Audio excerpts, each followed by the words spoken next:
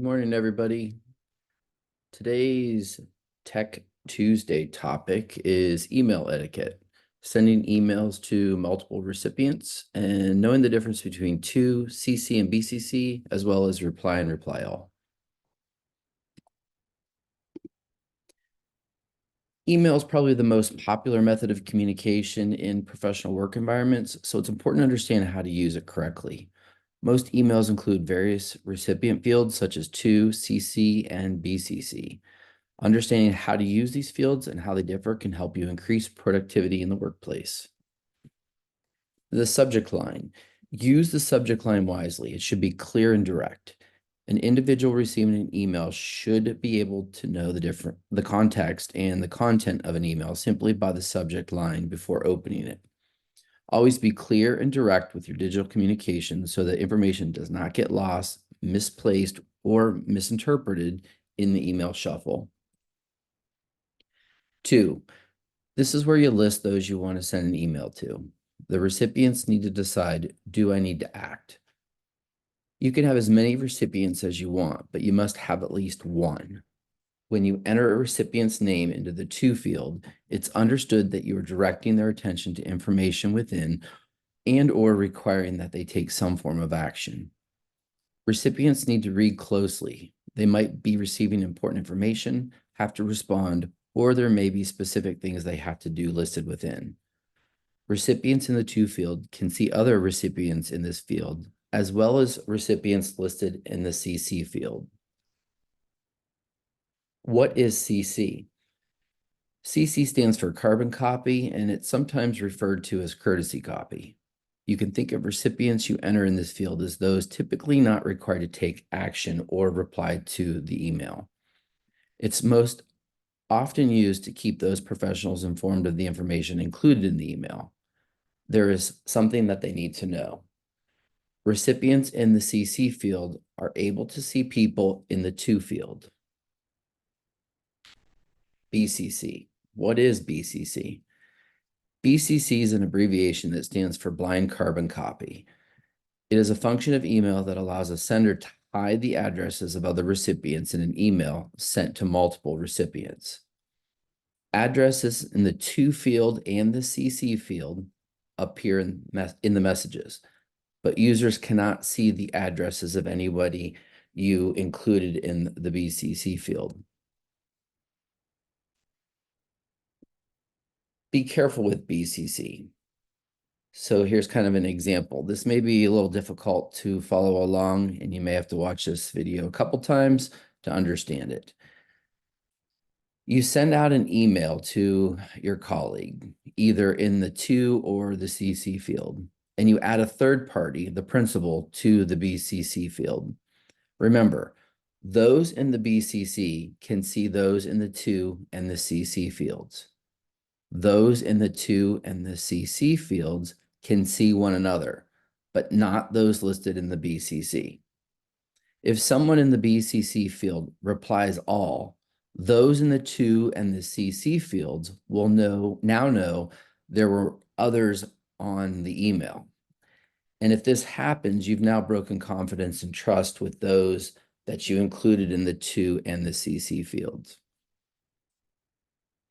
Instead of using BCC, if you want to inform someone else within your group or organization about an email you just sent, after you send the email, go into your sent items and forward your response onto the other person or persons you wish to inform with a cover note. For example, hey, this was a private conversation, but I'd like you to be informed of how I handled it. Please don't forward this back to the other party. This takes away the risk of the reply all being used and confidence and trust being broken. There are some privacy and security benefits to using BCC. For example, protecting the privacy of those on an email address list. There's nothing more annoying than being stuck on an email chain that is irrelevant to you.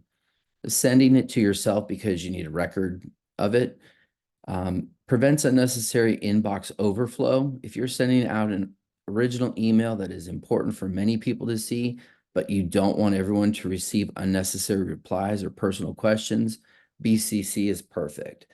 Those BCC'd on an email will see the first email, but will not receive the replies of anybody else. BCC can also be used as antivirus protection. Spammers and email-borne viruses can collect and target addresses found in people's emails. So here's just a quick scenario. You're providing your boss with an update about a project you're working on with two other colleagues. So in the to field, you include your supervisor because they're the one who needs or will act up on the updated information.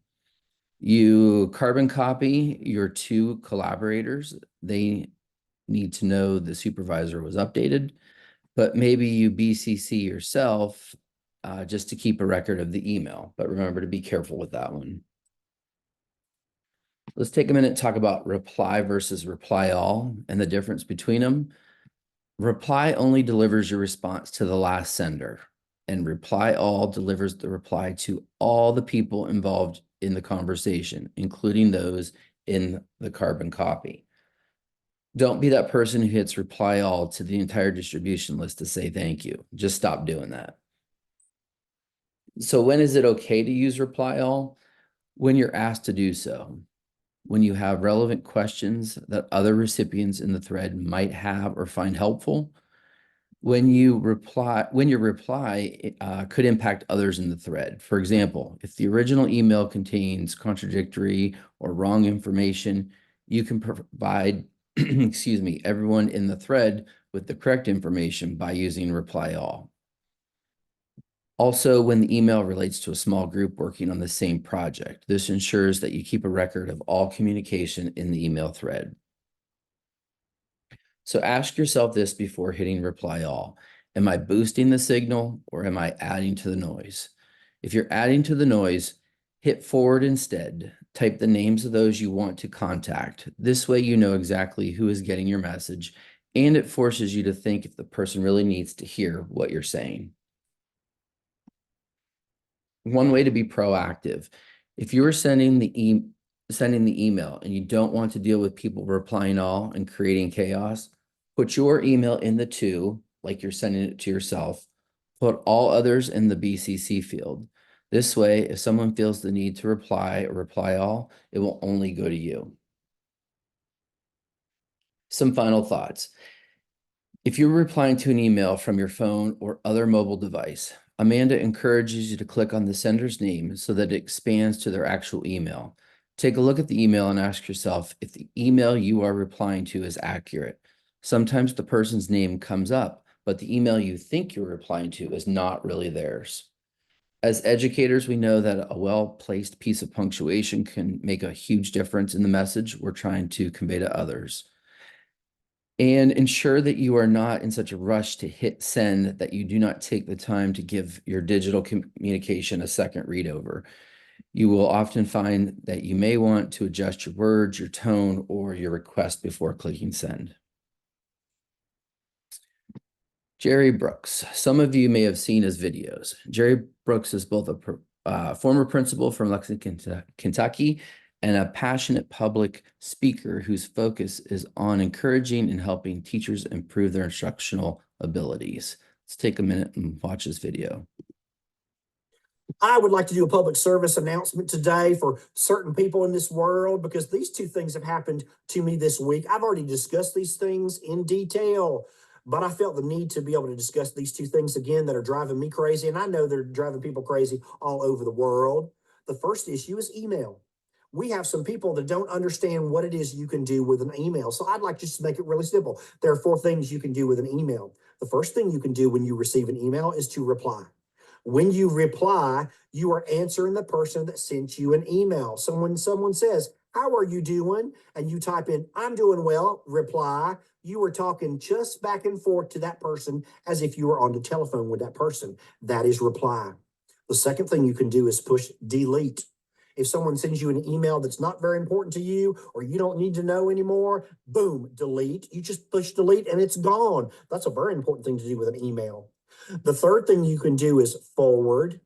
When you get an email and you want other people to be able to read that email because the principal said something silly or one of your colleagues, you can't believe what they said, You just type in your colleague's email address and then you type in something funny like, I cannot believe she said this again, forward. And it goes to those people that you put in there. Now, the fourth thing you can do with an email is the one that some people are confused on. It's the reply all. When you reply all, as the words imply, you are replying to everybody on that email. And everybody ain't got time for that. So if someone was to ask you, what are you bringing for goodie table day? That is an important thing to reply all, because you want to make sure that everybody brings something different. You don't want to get to goodie table day and have 19 things of baked beans and no potato salad. So if someone asks you what you're bringing to goodie table, reply all. Another example of when apply all is appropriate is, as I've said before, I can't even think of a thing. Quit replying all. If someone says, who has blue paint? Everybody on the email don't need to know if you got blue paint, just the person that sent it. Quit using reply all. Now, the second thing that some people are confused about that I need to make a big deal about is blowing up the bathroom. I don't know how many times I got to say this, but stop blowing up the bathroom at the school. People have to come in after you. And that air freshener that you're spraying for 32 seconds is not helping the situation. You need to get your bowels on a regular schedule so that you go to the bathroom before work, or you run out of the building on your lunch or your planning. Because when you are blowing up the bathroom at the school or the office building, you are ruining the day for everybody around you. And there ain't nothing helping in that situation. Make sure that you are not blowing up that bathroom, and you need to learn what to do with an email. Just 4 things.